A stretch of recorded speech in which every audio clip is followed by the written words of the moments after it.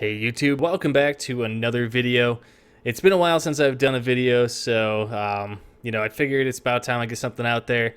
And today I'm going to be talking about something a little bit interesting. And it's mostly obviously based on my own opinion and beliefs, but it's also going to be based on some facts and data. And today's topic is going to be, what is the best firearm for concealed carry? Now, before I just jump in and answer that, there's a lot of things that need to be considered. For example, where do you live? Do you live in an area where you're going to need to carry a handgun that carries a large number of rounds and need to carry multiple magazines with you because you expect to be involved in some kind of gigantic shootout? Or do you feel that you're in a safe enough neighborhood where odds are you'll never ever have to use it, but if you do, it'll be to fend off a attacker or possibly two? And, obviously your answers are going to range anywhere from, one side to the other, but you're going to fall somewhere in between there.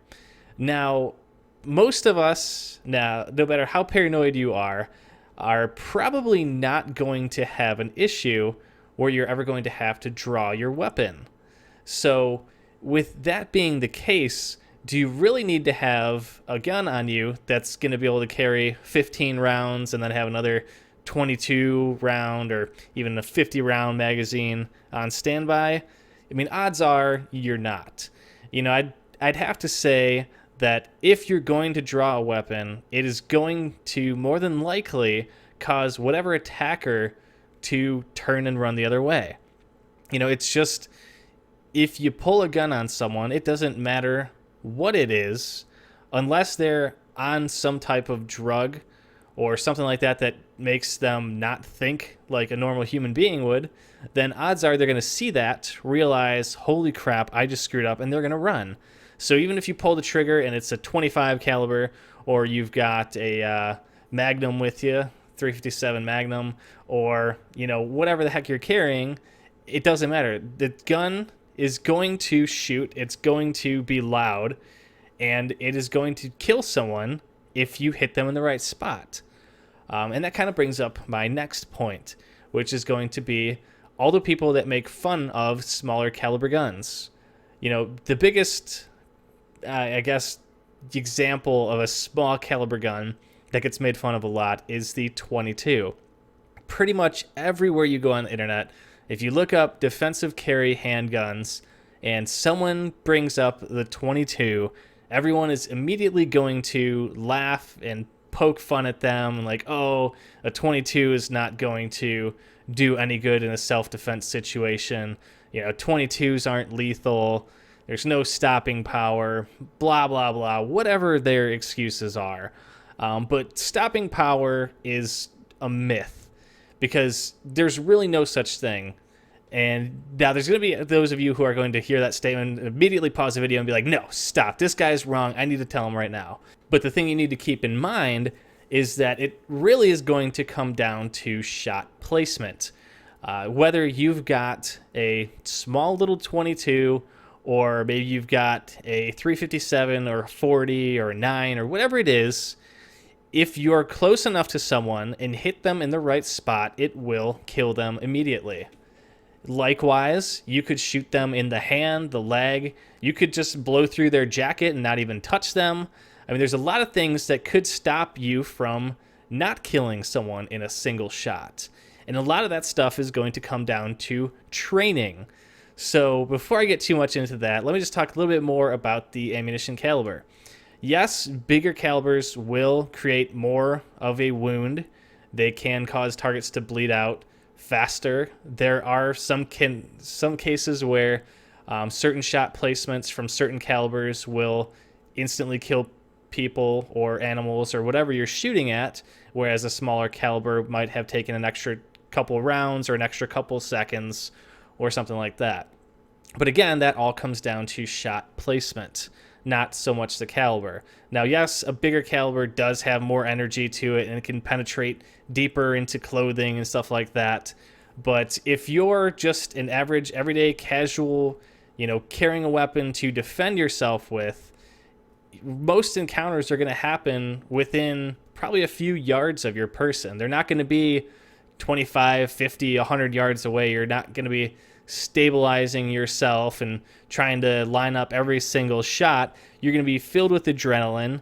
You're going to be, in that fight or flight response sort of thing. And you're going to do whatever you have to stay alive. You're not going to concentrate on all the small things. And likewise, whoever you're pulling your gun on is going to be in that same sort of fight or flight. And let's say someone attacks you with a knife and you've got a gun. They're going to see that and be like, holy crap, my knife, I could probably throw it at him and maybe hit him. Whereas on the other hand, you can just pull the trigger multiple times and hit him from a distance that he wouldn't be able to touch you. So like I said, there's truth to bigger calibers being better in certain scenarios, but realistically, any gun is going to fire bullets, and any bullet can be lethal. And that kind of brings me on to my next point, which is training. Now, obviously, some people out there think that just owning a gun is good enough, and that's all they have to do. They figure, you know what, if I have to use this, I'm just going to put the magazine in here, I'm going to rack around into the chamber, and I will just go to town. And unfortunately, those are also the same people who will get into trouble by not being ready. If you don't go to the range regularly and practice, then it doesn't matter what gun you own. If you can't control it and don't know how to clear a jam, maybe it'll be dark and you won't be able to see what's going on, or you don't know how to turn the safety off, or you don't know how to aim it or keep it on target or handle the recoil, you might as well not even have it. I mean, yes, you still got the factor of the flash and the sound and all that stuff, but a lot of it comes down to training. If you don't know how to get the gun on point and, control it, maneuver it, handle it, clear jams, do everything that you need to keep that weapon functioning and on target, then you're going to have a bad time.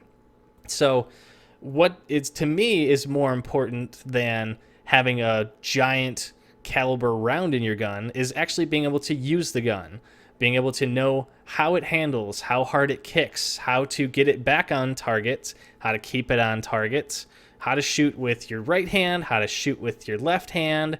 There's a lot of stuff that you need to know how to do because you never know what the situation will be. You could be a parent and you could have a child with you and someone breaks in your door, so you scoop up your child with one arm and you're trying to run to the bedroom and you've got your gun in your other. Well, if you've never been to the range and have never held your gun with your offhand, then there's a very good chance that you may not be able to turn the safety off, especially if it's not an ambidextrous safety on your gun. You may not be able to handle the recoil. Your arm may not be able to pull the trigger. I mean, there's a lot of stuff that can go wrong in those situations. So that's why it's so important that you need to practice and be prepared. Obviously, like I said earlier, the size of the gun is a nice to have, but just having it and knowing that you can use it and that it's ready for you in case you ever have to use it will make all the difference in the world. And that's probably the most important point that I can make when it comes down to it. And I guess to get back on the original track that I started the video with, it's really a matter of personal preference when it comes to what gun you want. Like I said, you can go anywhere on the internet, and that's the beauty of the internet, is there's an endless number of resources that you guys can look at. But you can go anywhere on the internet and you're going to find people that will swear by carrying a 22. There are people that will swear by carrying a 357. There are people that will swear by the 9, that will swear by the 40, and they'll swear at every other single caliber in between. And it's all a matter of preference. I'm sure if you ask 90% of the people, maybe even 99% of the people online who say, oh, this is the best caliber for self-defense, 99% of them are never going to have used it in an actual situation where they've killed someone. They're just going off of some either facts they read online or their own misconceptions about how deadly certain types of ammunition can be. Now, there are other factors that can be considered as well, such as, where are you going to be when you might have to use your gun? For example, if you're in your car, then there may be a chance that you have to shoot through glass or a car door or something like that. And that's also something to keep in mind. But like I said, that is going to change on a case-by-case basis. There's no way you can just say, okay, everyone who wants to carry needs to carry this gun and this bullet and this make, because no situation is the same. And that's going to be the biggest thing that it comes down to. And that's what you're going to have to ask yourself is, if you're going to carry, what is the most likely situation that you're going to be in when you have to use it? Are you going to be traveling to and from work in your car? Are you possibly working in a store or a building where you have to interact with people who may rob you and you have to defend yourself there? Maybe you're just going to the grocery store and you're carrying it on you there. Or you're making a trip to the bank, which I don't recommend carrying your gun into the bank because I'm sure that's illegal in pretty much every state, but you get the idea. And it's just, that's the kind of question you need to ask yourself. It's not really, well, what's the biggest gun I can carry on me and how much ammunition can I stuff in my pockets? Because, you know, if there's a single attacker on you and you've got a gun that shoots off a half dozen rounds, then you should be fine. I mean, as long as you don't miss every single shot and they still, for some reason, decide to come after you. But then you could always carry a backup magazine with you. But it's really going to come down to a case-by-case basis. There's no right or wrong answer. There's no good or bad gun. And I know I'm going to get a lot of crap in the comments about this, but realistically, if someone put a gun up to your head and it was any caliber in the world, you're not going to sit there and say, I don't care, pull the trigger, it's not going to kill me. Now, I may be incorrect. Maybe there's some, like, I don't know, like a 1 caliber gun that someone made as a joke. So I'm not going to go that far. Maybe there's something stupid like that out there. But a gun is a gun is a gun. A bullet is a bullet. They travel. They can penetrate. They can all be lethal. You know, how quickly they're lethal is one thing. But the fact is that guns are dangerous. They can kill and they can protect. So no matter what you choose to carry with you, make it your choice. Whatever you feel comfortable with, whatever fits your person, whatever you can conceal, whatever you feel the most accurate with, whatever you're familiar with.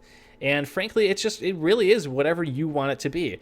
Don't be swayed by those people that say, no, you have to carry a 40 or a 45 because everything else won't penetrate anything. You know, there's so many videos online if you guys want to see what will penetrate what. You know, I just watched a video, and if I could find the link, I'll add it as like a card or annotation. But it's a video where they shot a 22 long rifle, and they put it through a military test where I think it was like if it shoots through a half-inch pine board, then it could technically be lethal. And they shot it at, I think it was 400 yards, and it still went through the board. And that means even at 400 yards, a 22 could technically be lethal if it hits in the right spot. So again, it really doesn't matter what you have. And it really depends on your situation. If you really feel that you need to carry a 357 on you with 100 rounds of ammo because you feel that is what you're going to have to use, then that might as well be what you have to use. I have no idea of telling you what you will and will not do. That is only something you can answer for yourself. I know for me that I feel that a 380 is a perfect caliber. It's got enough power to it. It's small enough. You can have, 6-7 rounds in the gun, and it is accurate. It's loud. It's powerful. It shoots the bullet. It's easily concealable, and I like it. That is my choice. Now, like I said, there are people out there that will say, nope, you're wrong. Can't use that. That is a terrible idea. And other people will be like, that's overkill. You don't really need any of that. All you need is this. So it's just, there's people that range all over. And like I said, my personal opinion would be whatever you're comfortable with. I am comfortable with the 380. You know, if for some reason I feel like there's a need for something bigger, then I'll carry something bigger that day. But, you know, just for the every day-to-day scenario, that's pretty much all I need. So, like I said, this is all my opinion. There's some facts to it, a lot of opinions, some bias on my end. But, you know, realistically, it comes down to common sense for me, which isn't always so common for others. So let me know what your opinions are. Let me know what you carry, maybe how many magazines or extra rounds you carry on you. If you even carry any. Some people might just carry the pistol and that's it. But yeah, so leave it below. Let me know what your guys' thoughts are on this. Try to keep it a little bit civil. Like I said, this is my opinion, and you really can't argue with some of the facts, like how bullets are bullets and they will kill. I mean, there's ballistics and a lot of other stuff that's involved. But like I said, that changes on a case-by-case basis. Not everyone's going to be inside of a bulletproof vest or car, and if they are, maybe you're shooting at the wrong targets. So it's things to keep in mind. But yeah, let me know what you guys think, what your favorite carry caliber is, maybe even your favorite carry guns, because I always like hearing about that stuff. So leave it below, and I'll probably be back with another video soon. So thanks for watching, guys. Also leave ideas for future videos, and I will see you guys later.